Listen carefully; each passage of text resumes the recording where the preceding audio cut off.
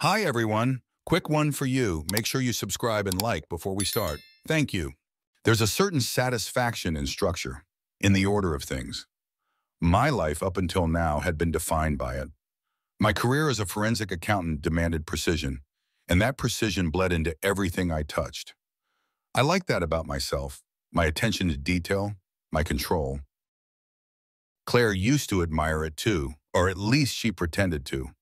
We lived in a sleek, modern house, clean lines, glass windows, and an air of quiet sophistication. Everything had its place, and that included my marriage. Claire was the centerpiece, the perfect complement to my carefully arranged life. Beautiful, sociable, charming. She was my balance, a splash of color in my otherwise muted world. We had, from all outward appearances, the ideal marriage, or so I thought. Lately, though, there had been cracks. Subtle ones at first, nights where she stayed out later than usual, stories that didn't quite add up, moments of distance between us. She was good at pretending everything was normal, but I could feel the shift. My instincts, honed by years of dissecting financial records and hunting for discrepancies, told me something was off. I just didn't have the proof. Not yet. That changed one evening when I came home earlier than expected. Her car was in the driveway, but there was another one parked next to it, unfamiliar and out of place. I recognized the brand, an expensive model, one I'd never seen before. It didn't belong to any of our friends, and I knew all of Claire's colleagues well enough to rule them out.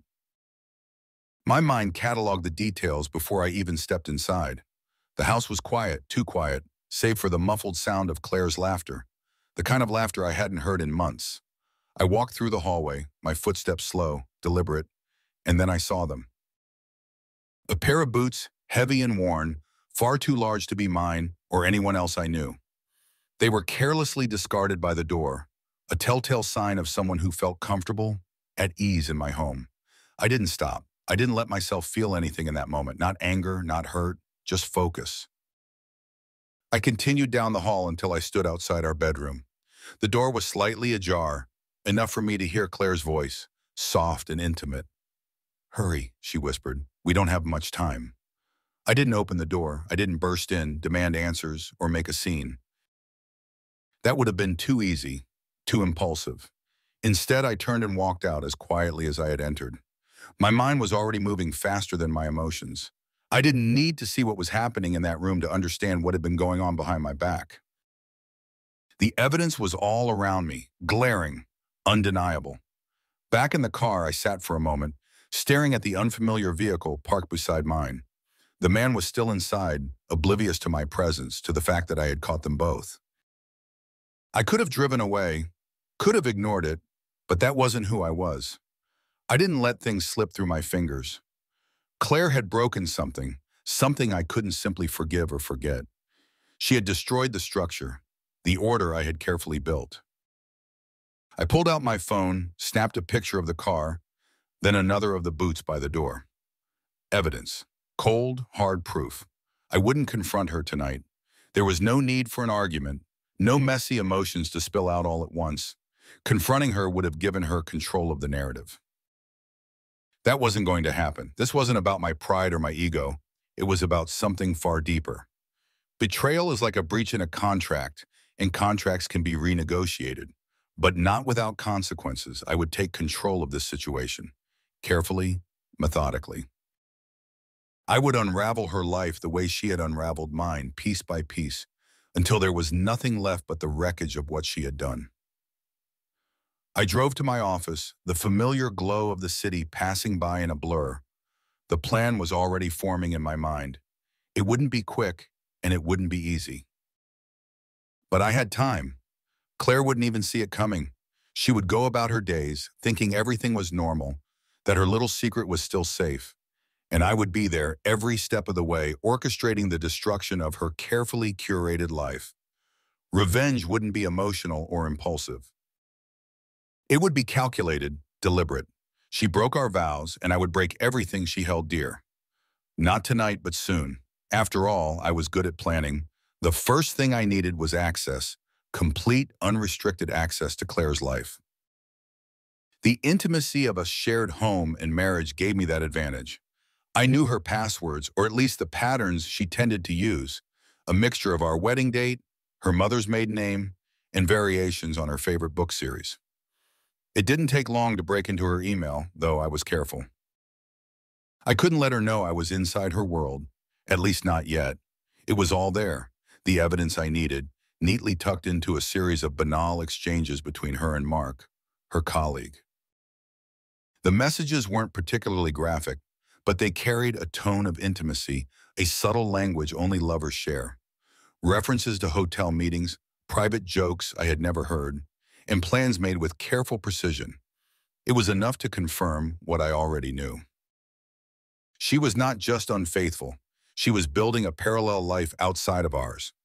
I took screenshots of the emails and downloaded the attachments. She would never notice. People like Claire, people like us, tend to think we control the digital world, but we're always one step behind the truly careful. I sent a few of the more damning pieces of evidence to an anonymous account I had created, a backup in case I needed leverage later. Her work was my next target. Claire had always been ambitious, climbing the corporate ladder with ease. But ambition came with vulnerabilities, especially in a position of trust. I composed an anonymous email to her HR department, implying that Claire might be involved in leaking confidential client information. I wrote it in a way that wouldn't point too directly at her, but it would raise enough suspicion to start a quiet internal inquiry. It wasn't enough to destroy her just yet. This was the first crack, the one that would set the foundation for everything to come. Claire would feel the shift soon, the creeping discomfort of being watched, of having the floor beneath her start to crumble without her knowing why. She came home late that night like nothing had happened. She kissed me on the cheek, asked how my day was, and moved through our routine with practiced ease. I watched her, noting the small changes in her behavior, the flicker of guilt in her eyes when she met mine, the slight tension in her movements. She thought she was being careful, but I saw everything. A week passed before the first consequence hit. Claire mentioned it casually over dinner one evening. "There's been some weird stuff happening at work," she said, swirling her wine. "The HR department called me in about some kind of security breach. They think someone's been leaking client information, and they're going through everyone's communications." I nodded, feigning mild interest. "Sounds like a headache." "Do they think it's serious?" She shrugged, though her eyes were more concerned than her body language let on. "Probably just someone making a mistake. But it's odd. I've never had to deal with anything like this before." I knew it was just the beginning. The suspicion would start small, but the seed was planted. In the corporate world, trust is everything. And once it's broken, even by mere suggestion, it's hard to regain. Meanwhile, I escalated things in her social circle. Claire's friends had always been a close-knit group, and they shared everything. They were the kind of women who had long brunches, gossiping about work and their partners. Claire never suspected that her closest friend, Megan, would be the perfect target for a little manipulation. I invited Megan to dinner, something Claire had suggested we do more often, but never followed through on. Over the meal, I subtly steered the conversation toward relationships, dropping small, calculated hints that made Megan second-guess Claire's behavior. I mentioned how Claire had been distant lately, how she often stayed late at work. I didn't say much, but I didn't need to. Megan's mind would do the rest. Later that week, I sent a series of anonymous messages to Mark's wife, carefully crafted to suggest her husband's infidelity. They weren't explicit, but just vague enough to raise her suspicions. The web was beginning to stretch in all directions, and none of them could see me pulling the strings. Claire began to fray at the edges. At a dinner party we attended, she was quieter than usual, her usual charm dampened by the growing tension in her life. I noticed her checking her phone more often, her eyes darting toward Mark whenever they happened to cross paths. The affair was becoming harder to manage, and I could see the stress settling into her features. The cracks started to widen when Megan confronted Claire. It happened one afternoon while I was at the office. Megan, acting on the doubts I had so carefully planted, cornered Claire and accused her of hiding something, of being dishonest. The confrontation ended in an emotional outburst that left Claire in tears and Megan walking away, their friendship strained, if not broken. I came home that evening to find Claire sitting at the kitchen table, staring blankly into her wine glass. "Megan and I had a fight," she said quietly. Her voice was raw, hollow. "She thinks I'm keeping things from her, that I'm hiding something." I sat beside her, offering comfort in the way any loving husband would, though inside I felt nothing but satisfaction. The more isolated she became, the easier it would be to unravel her completely. I hadn't anticipated how quickly it would all begin to collapse. Megan's outburst spread through their social group, causing more ripples than I'd expected. Friends began to distance themselves from Claire, picking up on the tension without understanding its source. And Mark was starting to feel the heat too. Mark's wife hadn't confronted him directly yet, but she had begun asking questions, planting little traps for him to fall into. I knew from the emails I intercepted that Mark was starting to panic. He was still seeing Claire, though less frequently now, and the guilt was eating at him. His performance at work was slipping, and the cracks were starting to show. The unintended consequence came when Megan cut off contact with Claire completely. The severing of their friendship was more brutal than I'd expected, leaving Claire spiraling faster than I'd planned. It was a small miscalculation on my part, but not one that I couldn't use to my advantage. Claire's emotional state was deteriorating, and I could see how easy it was to push her toward destruction. I watched her crumble, slowly but surely. I didn't feel guilty. In fact, I barely felt anything. Her life, her choices, they were hers to make, but now they were mine to control. There was a moment, a fleeting one, where I considered the collateral damage. Megan, a woman who had been nothing but loyal to Claire, was caught in the crossfire. But I brushed the thought aside. I didn't need to care about Megan, or anyone else for that matter. Claire had chosen this path the moment she betrayed me. The fallout was inevitable. What struck me most was how easy it had been. A few well-placed words, a subtle push here and there, and Claire's world was already beginning to collapse. There was no need for grand gestures or violent outbursts. Just patience, precision, and an understanding of how fragile human relationships truly were. I knew it was just the beginning. The next step required a deeper cut. Claire's work life had always been a source of pride for her. She climbed her way up through grit and charm, making herself indispensable at the marketing firm where she was employed. But I knew something she didn't. The higher you climb, the more precarious your position becomes. A well-placed nudge could send the whole thing tumbling down. That was where I'd strike next. I had already laid the groundwork. The anonymous tip I sent to her HR department about potential leaks of confidential client information had put a small crack in her professional armor. But cracks could widen if you knew where to apply pressure.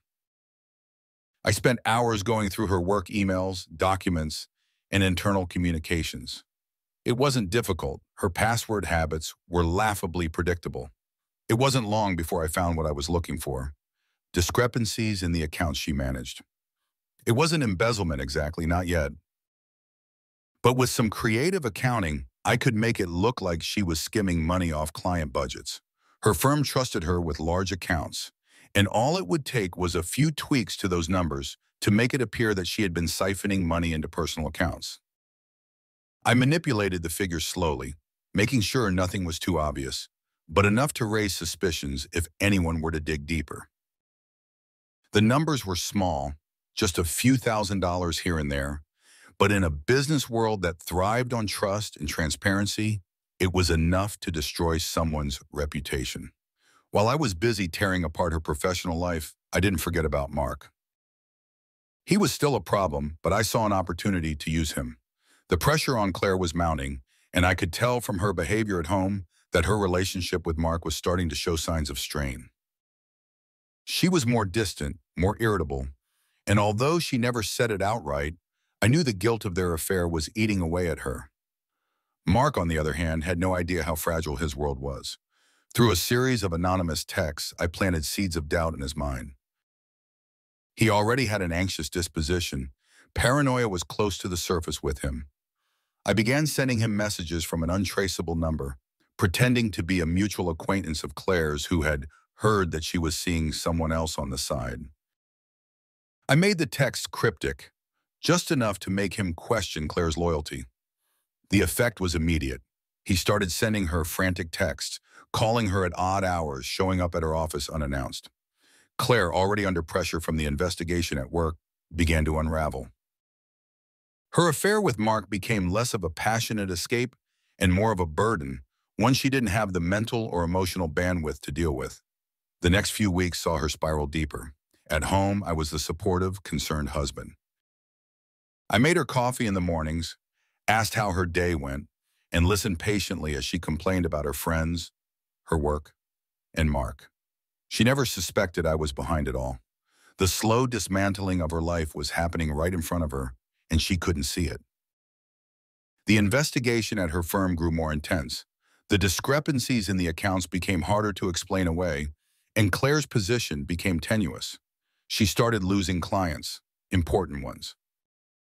Rumors spread among her colleagues, whispers in hallways that she had lost her edge, that maybe she wasn't as reliable as everyone thought. The anonymous tip about her leaking information had taken root, and now the financial discrepancies only added to the fire. Claire's paranoia began to mirror Mark's. She would come home and check her phone obsessively, her hands trembling as she scrolled through messages. I watched her disintegrate, her confidence eroding with each passing day. It all came to a head when Mark, driven by the paranoia I had so carefully cultivated, showed up at Claire's office one afternoon. I wasn't there to witness the scene firsthand, but I heard about it soon enough. Mark had stormed into the building, demanding to see her. He caused a scene in front of her colleagues, accusing her of cheating on him with someone else. It was messy, public, and exactly what I needed. The fallout was immediate. Claire was called into a meeting with HR, where they laid out the mounting concerns about her conduct. The investigation into the financial discrepancies was still ongoing, but the disruption caused by Mark's outburst was the final straw. Her superiors began distancing themselves from her, and her once untouchable position at the firm began to crumble. She came home that night a broken woman. The fight had left her. She looked at me across the dinner table with hollow eyes, the weight of everything finally crashing down on her. "I think I'm going to lose my job," she said, her voice barely above a whisper. I nodded, offering the same concerned expression I had perfected over the past few weeks. "You'll figure it out, Claire. You always do." But she wouldn't. There was no way out for her now. Mark was unraveling too. His texts became more erratic, his accusations wilder. He was drinking heavily, his messages often incoherent. He called Claire late at night, leaving long, rambling voicemails, alternately begging for her to explain herself and threatening her if she didn't. I could tell from the way Claire stiffened every time her phone buzzed that she was afraid of him now. It was only a matter of time before Mark did something truly reckless. And when he did, I would be ready. I hadn't anticipated how quickly his mental state would deteriorate. One night, after a particularly aggressive voicemail, Mark showed up at our house. I heard the banging on the door just after midnight. Claire was already in bed, but the sound woke her up, and I could see the fear in her eyes. "Who could that be?" she asked, her voice trembling. "I'll check," I said calmly. I opened the door to find Mark standing there, disheveled and reeking of alcohol. His eyes were wild, his face flushed with anger and confusion. "Where is she?" he slurred, trying to push past me. "Mark, you need to leave," I said, keeping my voice low and steady. "This isn't the time or the place." He shoved me back, stumbling into the foyer. "I know what she's doing," he spat. "I know she's seeing someone else. You don't understand. She's been lying to both of us." I felt a surge of satisfaction. He was playing right into my hands. "Mark, you're drunk." "You need to go home," I said, stepping in front of him to block his path to the bedroom. He looked past me, his eyes darting around the house as if expecting to find Claire's phantom lover hiding in the shadows. "She lied to me. She used me," he muttered, more to himself than to me. His voice was growing desperate now, his anger giving way to something more fragile. "Go home," I repeated, this time more forcefully. Before you do something you'll regret. For a moment, I thought he might lash out again, but then he slumped back against the door frame, defeated. Without another word, he turned and stumbled back out into the night. Claire never knew he had been there. She was too exhausted to notice the brief commotion, too consumed by the crumbling walls of her own life to register much of anything anymore. But I knew Mark wasn't finished. The final act was approaching, and I had to be ready. I doubled down on my efforts to sabotage Claire's work. With Mark's outburst now public knowledge, her colleagues were even more suspicious of her. I added more fuel to the fire, altering more financial records, planning more evidence that pointed to her mismanagement of client funds. I wanted it to look like the affair had been a distraction, leading her to neglect her duties. It was a story that fit neatly into the narrative that was already forming around her. The once brilliant executive, whose personal life had spiraled out of control, bringing down her career with it. The HR investigation escalated. They began combing through her accounts with a fine-toothed comb, finding more discrepancies, more red flags. Claire tried to defend herself, but the evidence was overwhelming. She was suspended pending further investigation, and the likelihood of her being reinstated was slim to none. At home, she was a shell of the woman she used to be. She stopped talking about work altogether, retreating into herself, spending hours staring blankly at her phone or lying in bed. The once vibrant, confident woman I had married was gone, replaced by someone who barely resembled her former self. I watched it all unfold with a kind of detached satisfaction. It was working. Every step of my plan was falling into place, and soon Claire would have nothing left. Not her career, not her friends, not even Mark. Mark, meanwhile, was on the verge of a complete breakdown. His paranoia had consumed him, and his drinking had worsened. I knew it was only a matter of time before he did something drastic, and when he did, I would be ready to deliver the final blow. The spiral was tightening, pulling everyone down with it. Claire, Mark, her firm, they were all caught in the web I had woven, and none of them had any idea I was the one pulling the strings. I had started this with the intention of regaining control, but as the pieces fell into place, I realized something else. I wasn't just controlling the situation. I was enjoying it. There was a satisfaction in watching the slow, inevitable destruction of the life Claire had built on lies and betrayal. But even as I relished the unfolding chaos, a small part of me wondered if I had gone too far. There was no going back now, though. I was in too deep, and the final act was approaching. And when it came, I would be the one standing on top, watching as everything crumbled beneath me. The unraveling of Claire's life was beginning to have collateral effects. It wasn't just her job, her affair, or her friendships that were fraying. Her family was starting to notice her increasingly erratic behavior. Her younger sister, Anna, was the first to reach out to me. It started with a late-night phone call.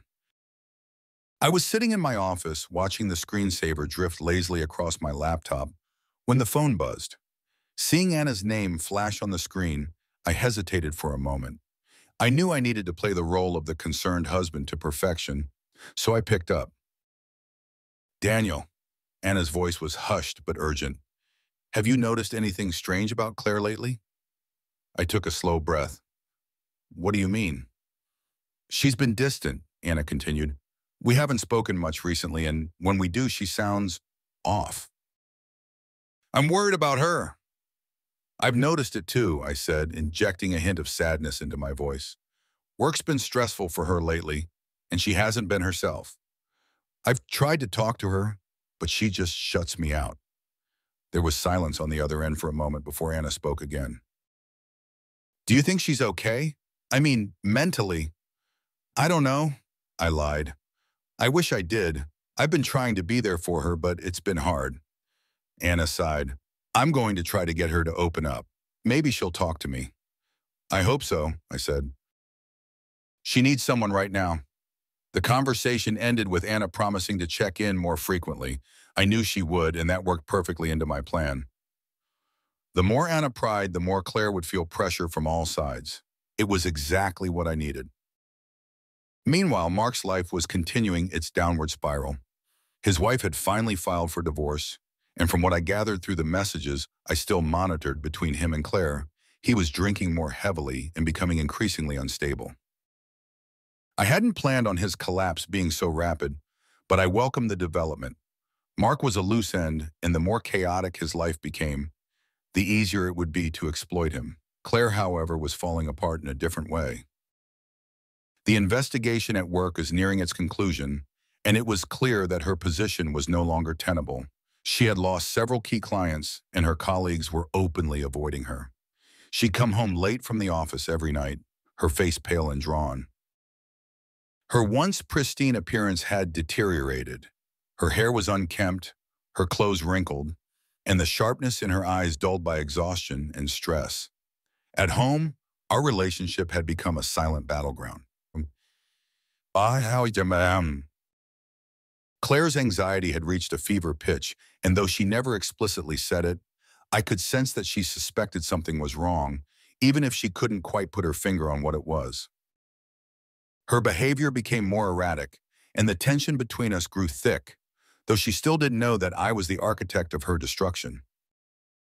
In an attempt to reclaim some semblance of control, Claire had started drinking more, and there were moments when I saw a flicker of guilt in her eyes when she looked at me.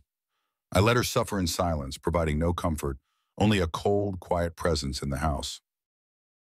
It was almost as though she didn't know who I was anymore, and in truth, she didn't. The Daniel she thought she knew, the devoted husband, was long gone. Then one night, Mark took things a step further. I was sitting in the living room reading when Claire's phone buzzed on the coffee table. She was in the kitchen, and I glanced at the screen. Mark's name flashed across it. His message was a string of drunken accusations, each one more erratic than the last. He was unraveling quickly, and I could see the rage building in his words. A few minutes later, Claire came into the room, wine glass in hand, and picked up her phone. As she read the message, her face turned ashen. Her hands began to shake. "What is it?" I asked, knowing full well what she had just read. "It's Mark," she said, her voice barely a whisper. "He's losing it." She collapsed onto the couch beside me, burying her face in her hands. "I don't know what to do anymore." I put down my book and looked at her. "Maybe it's time to end things with him. He's becoming dangerous." She looked up at me, her eyes wide. "I know, but I don't know how." "He's already on the edge." I nodded thoughtfully, hiding the satisfaction that was simmering just beneath the surface. "If you don't, things are only going to get worse." Claire stared into the distance, lost in her thoughts. She was right. Mark was a danger, not only to her, but to me as well. If he spiraled any further, he could become a liability. I needed to ensure that didn't happen. Mark's messages became more threatening in the days that followed.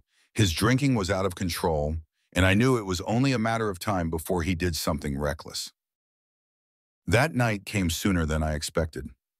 I woke up to the sound of pounding on the front door. It was late, well past midnight, and the rhythmic banging echoed through the house. I got up, pulling on a shirt, and made my way down the stairs. Claire was already awake, standing at the top of the stairs, her eyes wide with fear. "Stay up here," I said, my voice low but firm. I knew who it was before I even reached the door. Opening it confirmed my suspicion. Mark stood there, swaying slightly, his face flushed with anger and alcohol. His eyes were bloodshot, and his hands were clenched into fists. "I need to see her," he slurred, trying to push past me. "You need to leave, Mark," I said, blocking his way. "You're drunk. Go home." "She's been lying to me," he shouted, stumbling forward. "She's been playing both of us. I know she's hiding something." His words were garbled, but I could hear the raw pain and desperation beneath them. He was coming apart, and this was his breaking point. "Mark, go home," I said again, this time more forcefully. "You don't want to do this." For a moment, he looked as though he might swing at me, his fists tightening at his sides, but then something seemed to break inside him. His shoulders slumped, and he took a step back, tears welling in his eyes. "I loved her," he whispered, his voice cracking. "How could she do this to me?" I stood there silent, watching as he fell apart in front of me.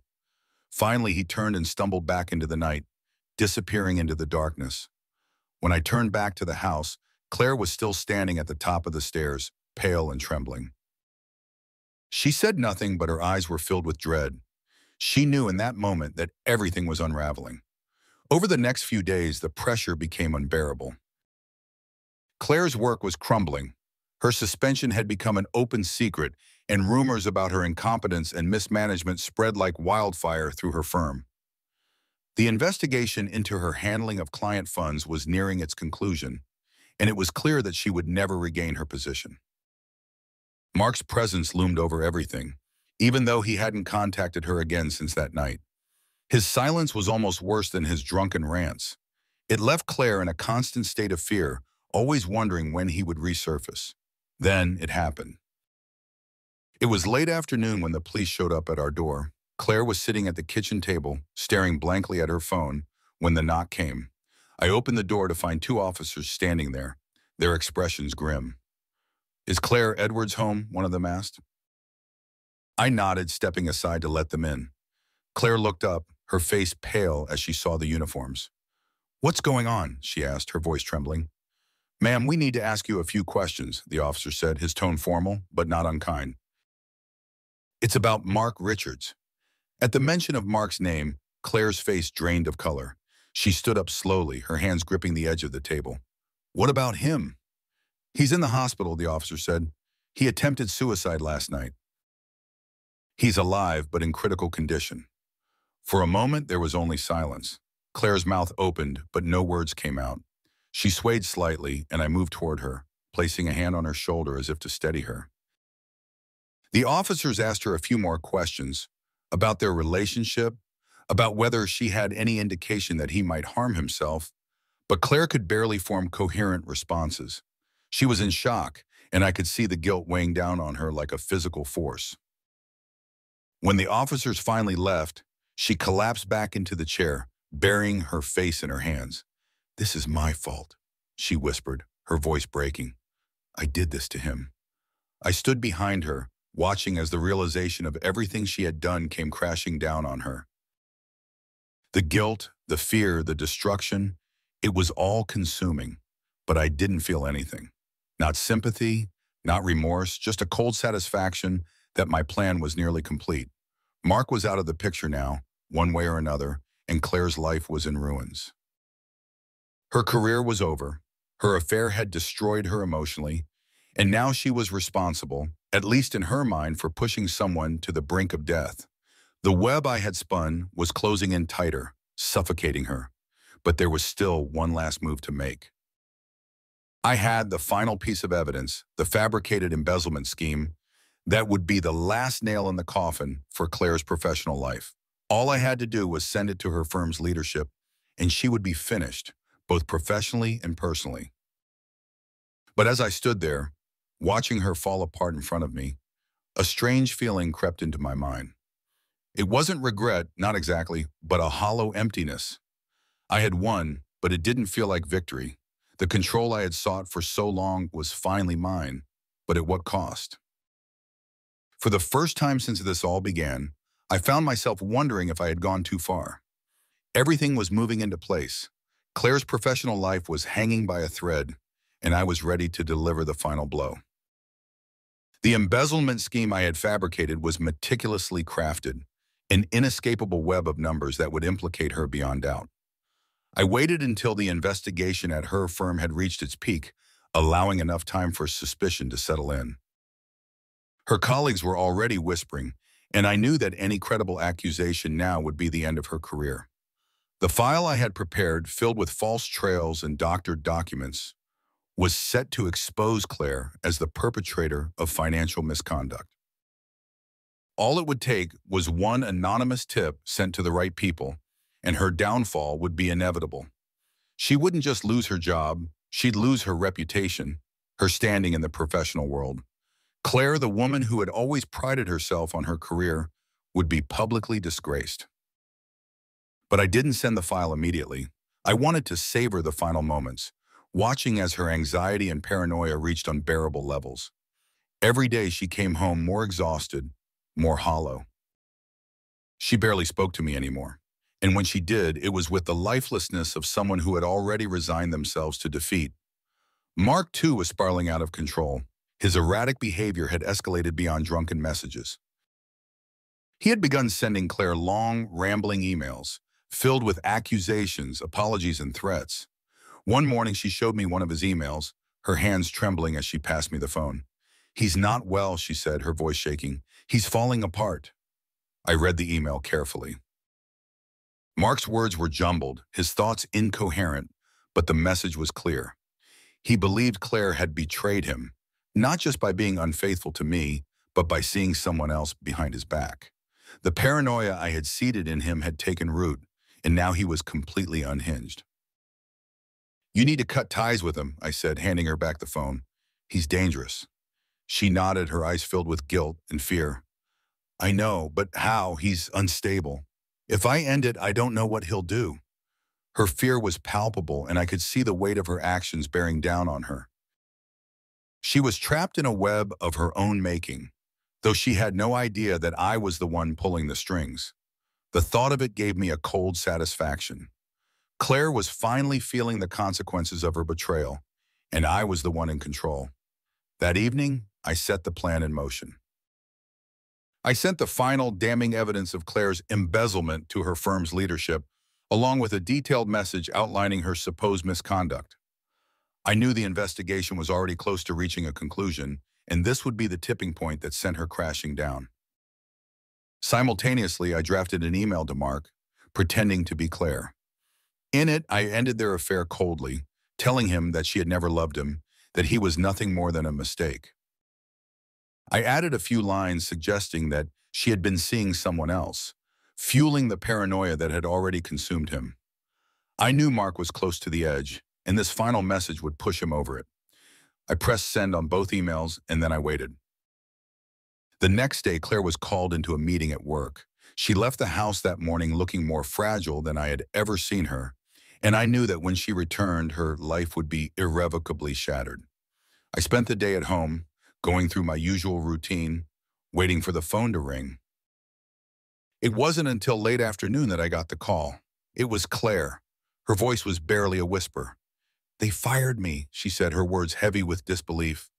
"They said I've been embezzling money from the firm. Daniel, I didn't do any of it."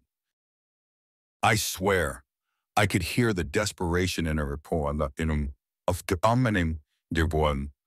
the panic setting in as she realized that her entire career had been torn from her hands.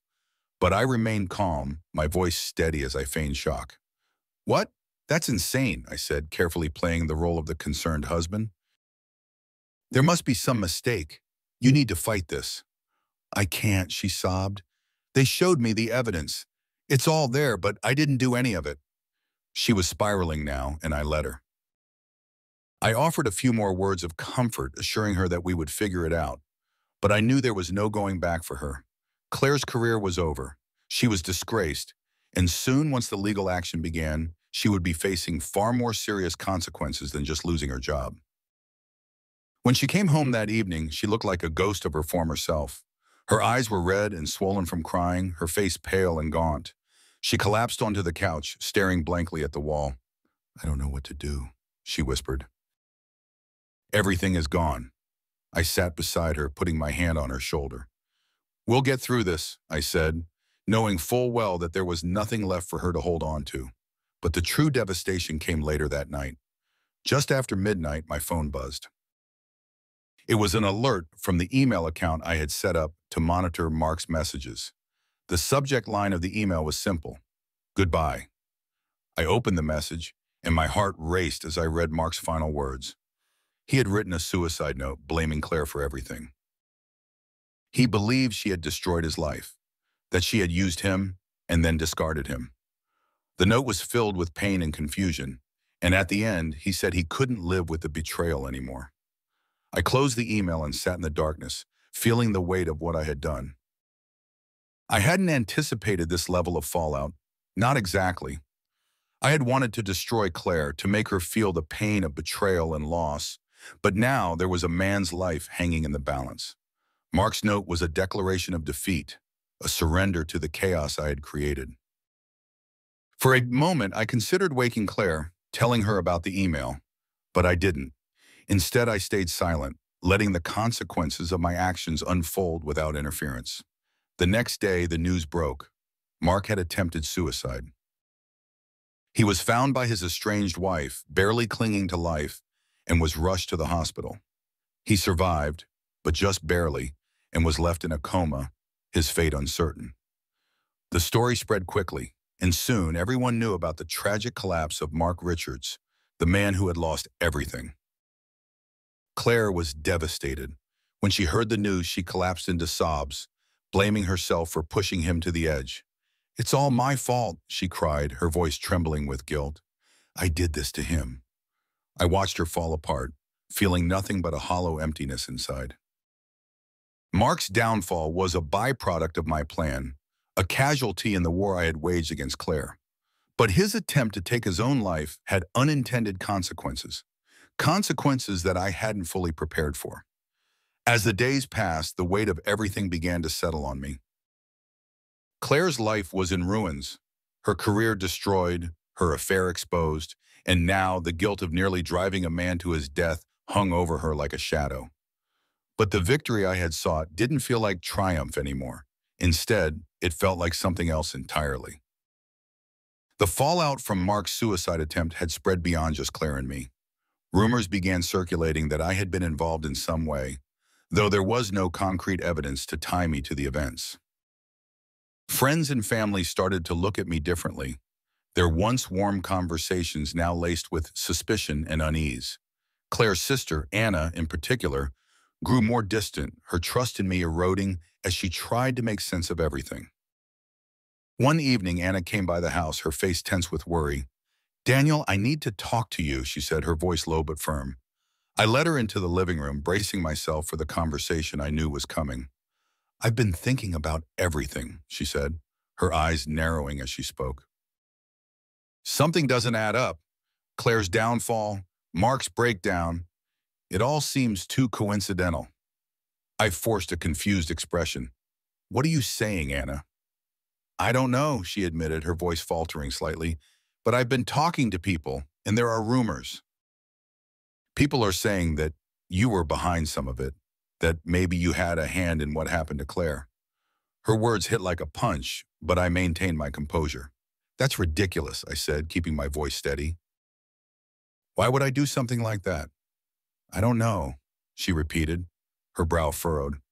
"But I'm not the only one who thinks it." I realized then that the cracks in my carefully constructed facade were beginning to show. People were talking, and even though I had covered my tracks meticulously, the whispers were growing louder. Anna's suspicion was only the beginning, and I knew that if I didn't act soon, more people would start digging. As Anna left that night, I sat in the living room, the weight of my actions pressing down on me. I had won the battle against Claire, but the cost was far greater than I had anticipated. Mark's suicide attempt, the growing suspicions, and the strain on my relationships, all of it was the fallout of my desire. I stood at the edge of the path I'd created, staring down into the abyss I had spent months carving out for Claire. She was shattered, no longer the vibrant, confident woman she once was. Everything she had held dear, her career, her reputation, her relationship with Mark, was gone. And yet, as I watched her fall deeper into despair, I found myself wondering what, if anything, I had gained. Claire had stopped leaving the house. After the news of Mark's suicide attempt, she withdrew completely, retreating into a cocoon of guilt and isolation. She barely spoke to me, her only company a glass of wine that never seemed to leave her hand. Every once in a while, she'd break the silence to ask a question, her voice a fragile whisper. "Do you think they'll press charges?" she asked one night, staring at the empty space in front of her. I knew the answer, but I didn't give it to her. "It's hard to say," I lied, keeping my tone neutral. "But we'll figure it out." In truth, I had already set things in motion. The evidence I had sent to her firm had left no doubt in anyone's mind. Claire was guilty, or at least that's what everyone believed. The legal wheels were already turning, and it wouldn't be long before she'd be facing more than just the loss of her job. As for Mark, he remained in a coma. His family was devastated, and though I kept my distance, I knew they were beginning to look for answers. Mark's wife had filed for divorce before his attempt, but now she was a constant presence at the hospital, torn between guilt and anger, trying to make sense of the man she had once loved. And then there was Anna. Anna had been growing increasingly suspicious of me. She hadn't said it outright, but I could see it in her eyes every time we spoke.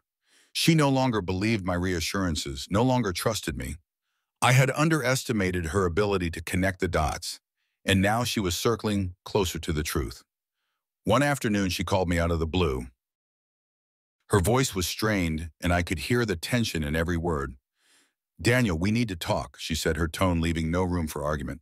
"Can I come over?" I agreed, though I knew what was coming. When she arrived, she wasted no time with pleasantries.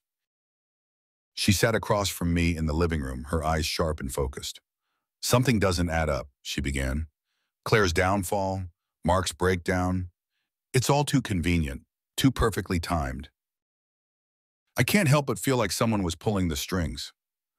I kept my expression neutral, though the weight of her words pressed against me like a tightening noose. "I don't know what you're implying," I said calmly, though I could feel the ground shifting beneath me. "I'm not sure yet," she admitted, leaning forward, her gaze piercing. "But I've spoken to people, colleagues of Claire's, even some of Mark's friends, and there's a lot of suspicion swirling around. And Daniel, your name keeps coming up."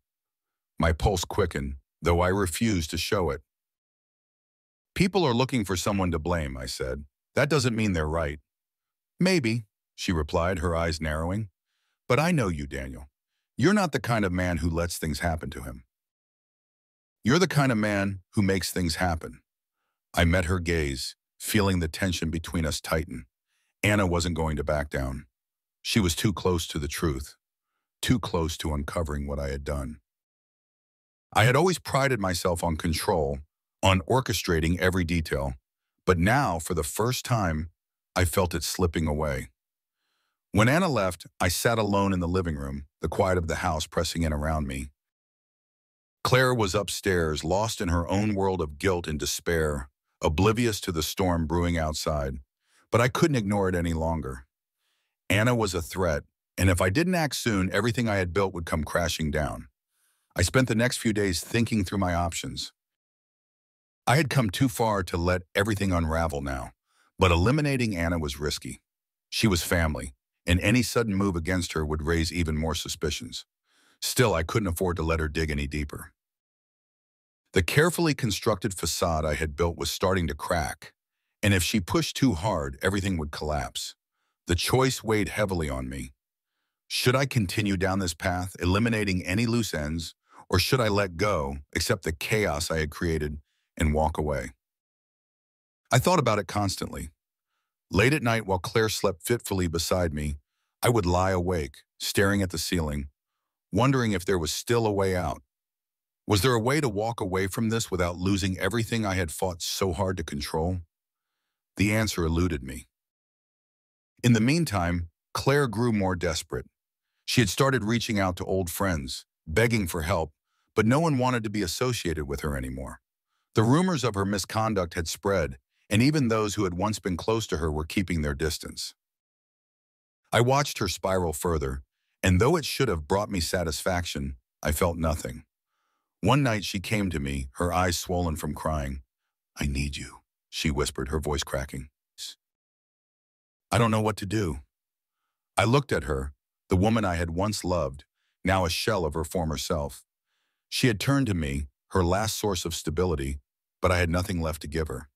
I had destroyed her, piece by piece, and now there was nothing left but the hollow victory I had sought. "I'm here," I said, but the words felt empty. In truth, I wasn't there. I was already somewhere else, lost in the consequences of my own actions, wondering if there was a way to undo the spiral I had set in motion. As the days passed, Anna continued to push. She asked more questions, digging deeper, and I knew it was only a matter of time before she found something. I could feel the noose tightening around me, the walls closing in. The control I had fought so hard to maintain was slipping through my fingers, and for the first time, I realized that I was no longer in charge. I had become a prisoner of my own design. The final choice lay before me. continue down the path of destruction, or walk away before it consumed me completely. But walking away meant letting go of everything, of Claire, of the life I had built, of the control that had once defined me. It meant accepting that I had lost, that I had become something I never intended to be. And yet, as I stood at that crossroads, I realized that holding on would destroy me. It already had.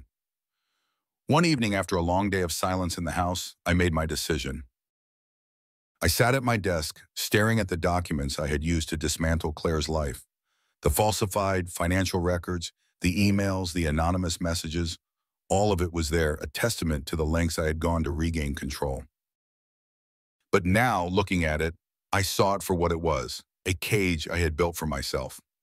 I took a deep breath, opened the drawer where I had kept all my evidence, and one by one I began shredding the papers. The sound of the shredder filled the room, a slow, methodical destruction of everything I had created. It was liberating in a way to watch it all disappear, to let go of the control I had clung to for so long. When it was done, I sat back in my chair, the weight of my actions pressing down on me. I had destroyed Claire's life, but in the process, I had destroyed my own. There was no going back now, but at least, for the first time in months, I felt free. As I stared out the window, watching the sunset on the horizon, I realized that the choice I had made wasn't about winning or losing. It was about survival. I had walked away from the edge, but the cost was far greater than I had ever anticipated. Claire was gone, in every way that mattered. Mark was a shell, and Anna was still out there, circling closer to the truth. But I was done fighting. In the end, I had won the game, but the victory tasted hollow. The spiral had consumed me, and now I was left wondering if it had all been worth it. As I sat in the now empty house, the silence was suffocating. Everything around me felt hollow, stripped of its meaning, its life. Claire was gone, both physically and emotionally. She had left weeks ago after the final blow I had orchestrated, her life in tatters. She didn't ask for anything when she left. No apologies, no explanations. It was as though she had already accepted her fate, and I had nothing left to offer her. The house felt different without her. It should have been liberating, a victory, but instead, it felt like I was sitting in the ruins of something I had destroyed, unsure whether the pieces would ever fit together again. Claire had become a ghost long before she walked out the door. The embezzlement charges had ruined her professional standing beyond repair, and her social circle had evaporated, leaving her isolated and humiliated. Her affair with Mark had turned from a secret fling into a public scandal after his suicide attempt, leaving her guilt-ridden and on the verge of collapse. I had intended to dismantle her life, and I had succeeded, perhaps too well. Mark had survived the suicide attempt but was left in a coma, his future uncertain. His wife had cut ties completely, and his family was hovering on the edge of launching a legal battle, one that could easily entangle me if they dug too deep. For now, the threat was contained, but I couldn't shake the feeling that I was one step away from the whole thing unraveling. Anna, Claire's sister, was still watching me closely. I could sense her unease whenever she was around. The questions she asked, the long silences during our conversations, it was clear she suspected something. She hadn't voiced it directly, but I could see the wheels turning in her mind. She was too sharp, too determined to let this go. If she kept pushing, I knew it was only a matter of time before she uncovered something that would pull her into the spiral I had set in motion. But it wasn't just Anna. Friends, colleagues, they had all begun to distance themselves from me. The cold glances, the whispers behind my back. It was clear that the rumors surrounding Claire's downfall had seeped into every corner of my life. The facade I had built to maintain control was starting to crack, and no matter how meticulously I had planned, I couldn't control the fallout forever. The strangest part, though, was that even with everything falling apart around me, I didn't feel panic. I didn't feel anger or regret. I just felt empty. The satisfaction I had expected to feel after destroying Claire's life, after regaining control, it was nowhere to be found. Instead, there was a gnawing emptiness that I couldn't shake, as though the very thing I had sought for so long had left me hollow. I thought back to the beginning, to the moment I had discovered her betrayal. The rage I had felt, the cold clarity that had followed as I began plotting my revenge, it all seemed so distant now, like it had happened to someone else. In those early days, I had believed that dismantling Claire's life would somehow restore my own, that by taking away everything she valued, I would regain the sense of control I had lost. But all I had done was destroy both of us. The thought gnawed at me as I stood at the window, staring out at the quiet street. My reflection stared back at me, pale and gaunt, as though I was looking at a stranger. I had become something I never intended to be, trapped by my own need for control. The phone rang, breaking the silence. I didn't recognize the number, but I answered anyway. Daniel Edwards? Yes, speaking. This is Detective Simmons. I'm following up on the case involving Claire Edwards. We've been informed of some new information, and we'll need you to come in for questioning. It shouldn't take long. I stood there, the weight of his words pressing down on me like a physical force. Questioning. They had found something, perhaps a trace I hadn't covered well enough. Or maybe it was Anna. Either way, the walls were closing in. I'll be there, I replied, my voice steady despite the storm brewing in my mind. After I hung up, I stared at the phone for a long time. This was it. The reckoning I had always known would come. I had been too careful, too methodical to leave anything obvious, but all it took was one misstep. One detail overlooked. In the end, I realized it didn't matter. Whether they found something or not, whether I managed to escape unscathed or not, it all felt meaningless.